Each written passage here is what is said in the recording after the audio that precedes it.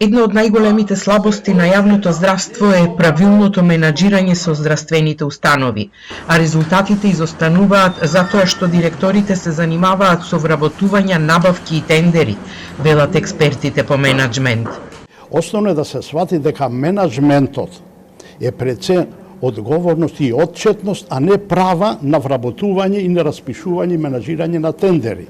Тоа е клучниот проблем во нашето општество во областа, се зборуваме за здравствениот менаџмент, каде што има неколку директори што одговарале, али за криминал, а не за неостварени резултати. Треба да почне да се одговара за неостварени резултати.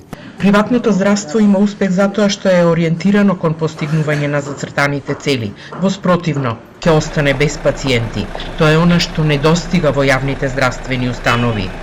Ние приватниците знаеме со многу малку ресурси да постигаме многу високи цели и успеси, а јавното здравство некако имаат многу повеќе финанси, многу повеќе достап до ресурси, а некако резултатите им недостасуваат.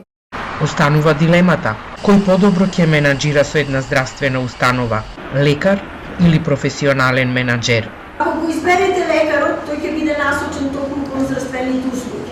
Ако го изберете само менаџерот, тој ќе биде насочен кон менаџирање на ресурсите и организацијата, само без да има некој компетенција од овие пари.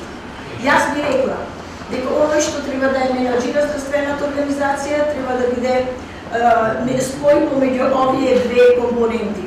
Или да биде доктор, кој што ќе ги гради менаџерските вештини, или да биде професионален менаџер кој ќе работи заедно со тимот на доктори.